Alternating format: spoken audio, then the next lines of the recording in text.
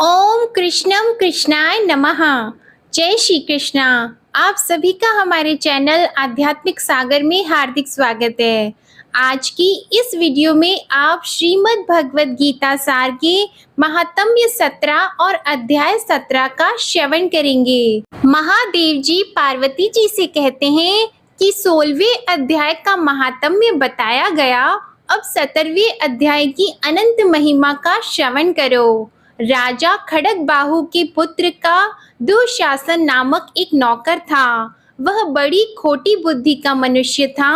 एक बार वह मांडलिक राजकुमारों के साथ बहुत धन की बाजी लगाकर हाथी पर चढ़ा और कुछ ही कदम आगे जाने पर लोगों के मना करने पर भी वह मूढ़ हाथी के प्रति जोर जोर से कठोर शब्द करने लगा। उसकी आवाज सुनकर हाथी क्रोध से अंधा हो गया और दुशासन पैर फिसल जाने के कारण पृथ्वी पर गिर पड़ा। दुशासन को गिरकर कुछ कुछ उच्छ्वास लेते देखकर काल के समान निरंकुश हाथी ने क्रोध में भरकर उसे ऊपर फेंक दिया। ऊपर से गिरते ही उसके प्राण निकल गए। इस प्रकार कालवश मृत्यु को प्राप्त होने के बाद उसे हाथी की योनि मिली और सिंघल द्वीप के महाराज के यहाँ उसने अपना बहुत समय व्यतीत किया।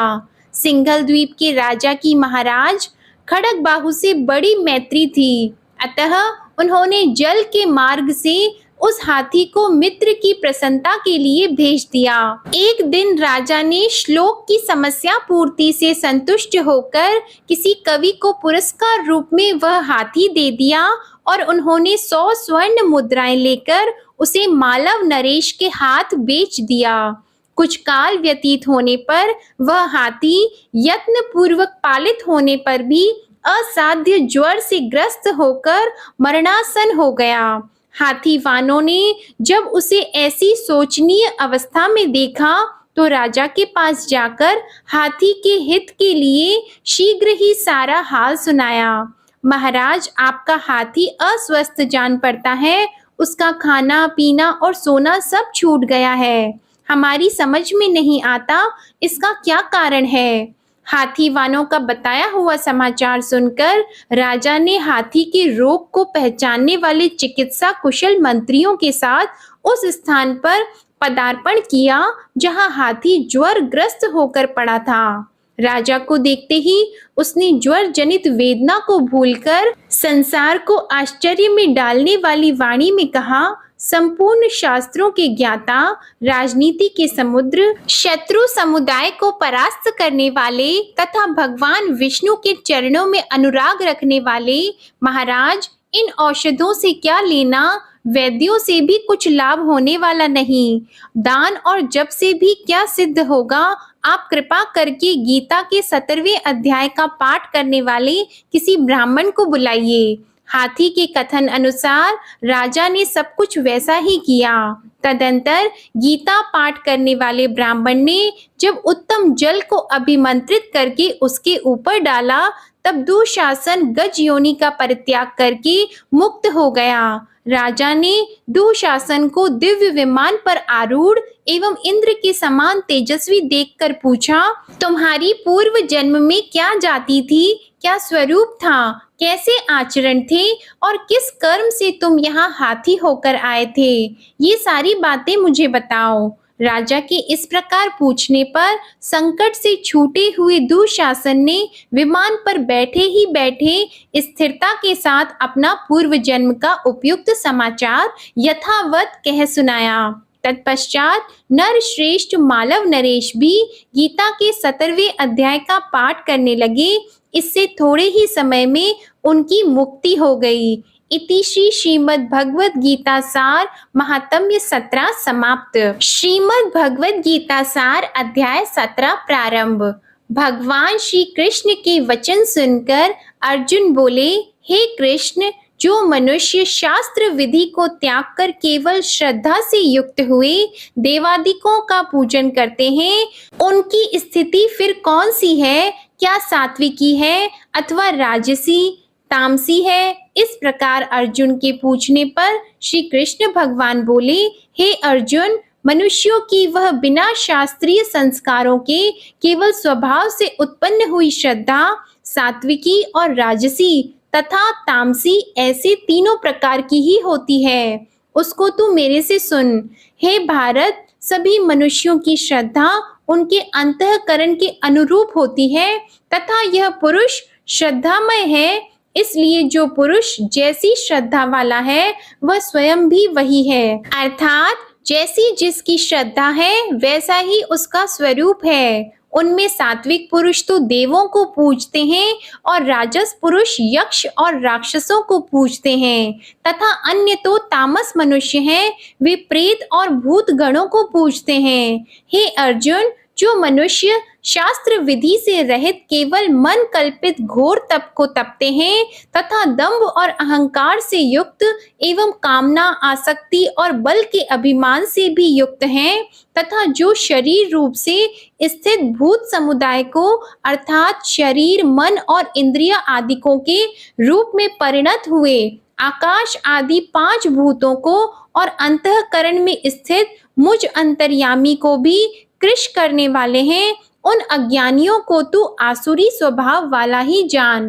हे अर्जुन, जैसे श्रद्धा 3 प्रकार की होती है वैसे ही भोजन भी सबको अपनी अपनी प्रकृति के अनुसार 3 प्रकार का प्रिय होता है और वैसे ही यज्ञ, तप और दान भी 3-3 प्रकार के होते हैं। उनके इस न्यारे न्यारे भेद को तू मेरे से सुन। आयु, बुद्धि, बल, आरोग्य, सुख और प्रीति को बढ़ाने वाले एवं रस युक्त, चिकने और स्थिर रहने वाले तथा स्वभाव से ही मन को प्रिय ऐसे आहार अर्थात भोजन करने के पदार्थ तो सात्विक पुरुष को प्रिय होते हैं। कड़वे, खट्टे, लवण युक्त और अति गर्म तथा तीक्ष्ण, रूखे और दाहकारक एवं दुख, चिंता और रोगों को उत्पन्न करने वाले आहार अर्थात भोजन करने के पदार्थ राजस पुरुष को प्रिय होते हैं तथा जो भोजन अधपका, रस रहित और दुर्गंध युक्त एवं बासी और उच्छिष्ट है तथा जो अपवित्र भी है वह भोजन तामस पुरुष को प्रिय होता है। हे अर्जुन, जो यज्ञ शास्त्र विधि से नियत किया हुआ है तथा करना ही कर्तव्य है, ऐसे मन को समाधान करके फल को न चाहने वाले पुरुषों द्वारा किया जाता है, वह यज्ञ तो सात्विक है।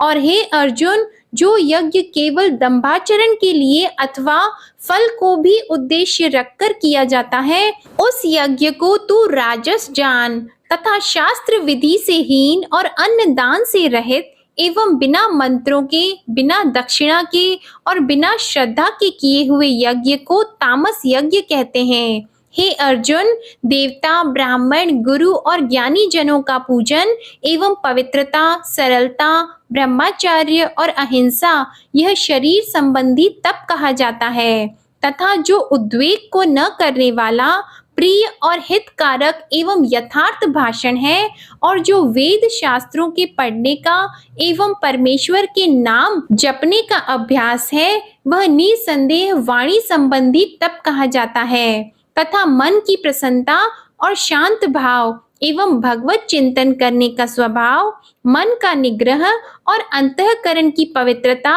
ऐसे यह मन संबंधी तप कहा जाता है।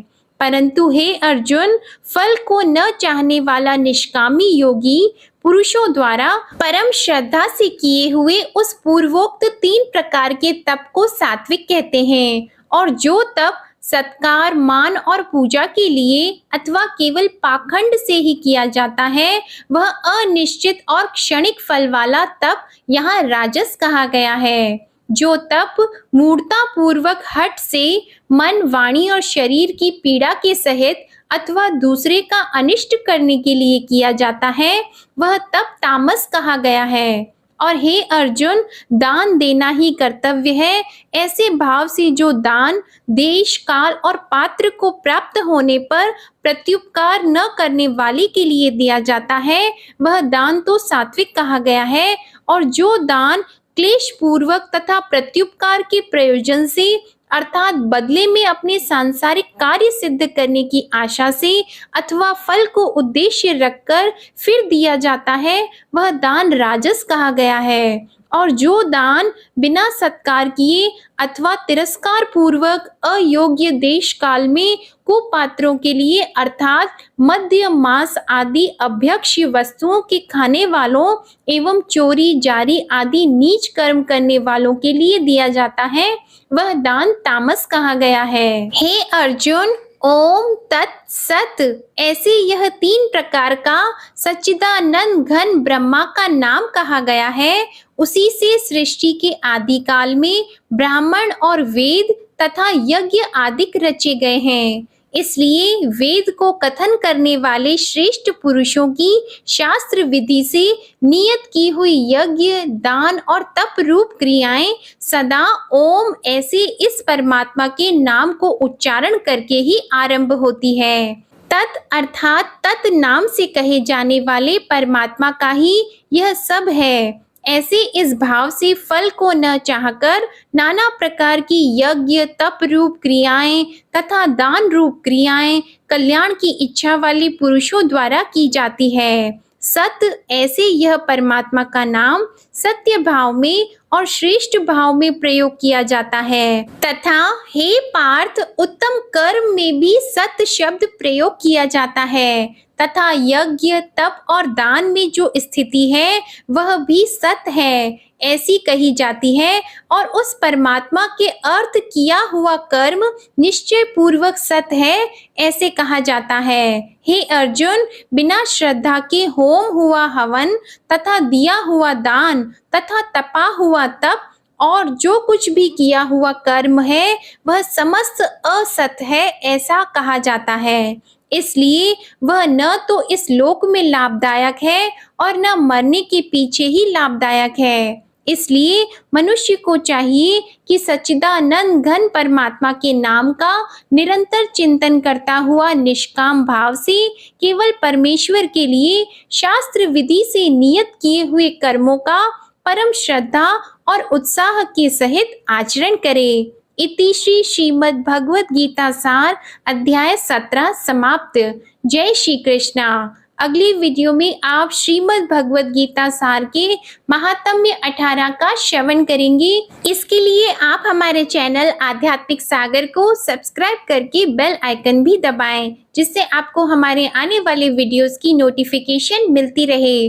वीडियो पसंद आई हो तो इसे लाइक करें, शेयर करें और कमेंट सेक्शन में जय श्री कृष्णा लिखना ना भूलें। धन्यवाद।